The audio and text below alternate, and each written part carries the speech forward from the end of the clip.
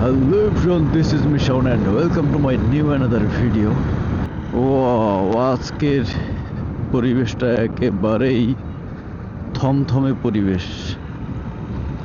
তার মানে রাতে হালকা বৃষ্টি ছিল এবং সাথে হালকা ঝড়। এরপরে সকালেও এখন হালকা হালকা বাতাস বইছে, তবে পরিবেশটা আসলে খুবই সুন্দর,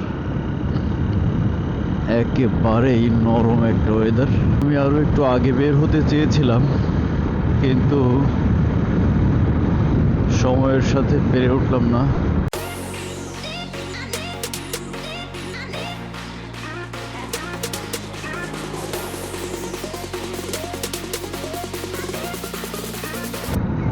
দেখতে দেখতে চলে আসলাম সাতক্ষীরা মেডিকেল কলেজের সামনে। এখানকার এই ইটের রাস্তাটা প্রায় 2 কোটি টাকা বাজেট ছিল মেবি। এই ইটের রাস্তা করার কি দরকার ছিল? সেই রাস্তা হচ্ছে হোদাই হোদাই এতগুলা টাকার বাস। রাতে এদিকে মনে হচ্ছে একটু একটু বৃষ্টি হয়েছে, একেবারে ছিটে ফোটা না, তার থেকেও একটু বেশি। দেখুন, লোড ট্রাক সব রাস্তার কাজের জন্য বালু নিয়ে যাচ্ছে।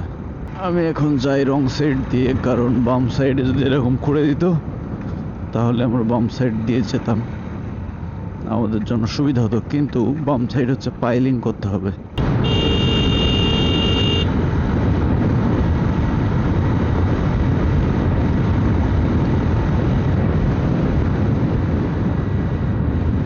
আমি যাব বাঁ দিক দিয়ে, তাহলে আমার আগে ওঠার কোনো ঝামেলা নেই।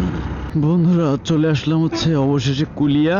ওহো, আমি তো ভাবছিলাম যে কুলিয়ার বিখ্যাত যে ইটের রাস্তা, এইটা মনে হয় এবছর আর ছাড়াবে না, কিন্তু না, দেখুন এই যে সাইড দিয়ে আপনার খোঁড়া শেষ, বালু দিচ্ছে, বালু দিয়ে এর উপরে আবার ভাইব্রেট করবে।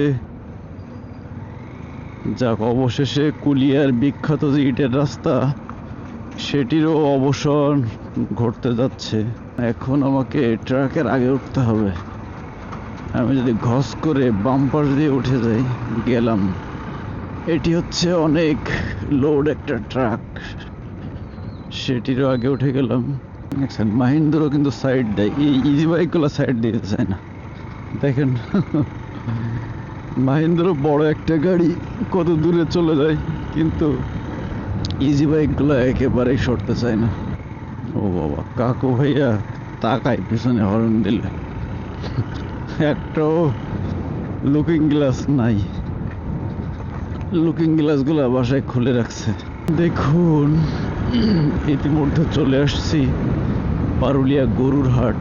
পারুলিয়া গরুর হাটের এই ডান সাইডটা কিন্তু ঢালাইয়ের কাজ কমপ্লিট হয়েছে অনেক আগে, কিন্তু বাম সাইড আর শুরু হয় না। কারণ হইতেছে এই যে বিদ্যুতের পিলার। দেখুন, বিদ্যুতের পিলারগুলো সরাতে হবে, না হলে এখানে আর ঢালাই দেওয়ার মতো কোনো অবস্থা নেই।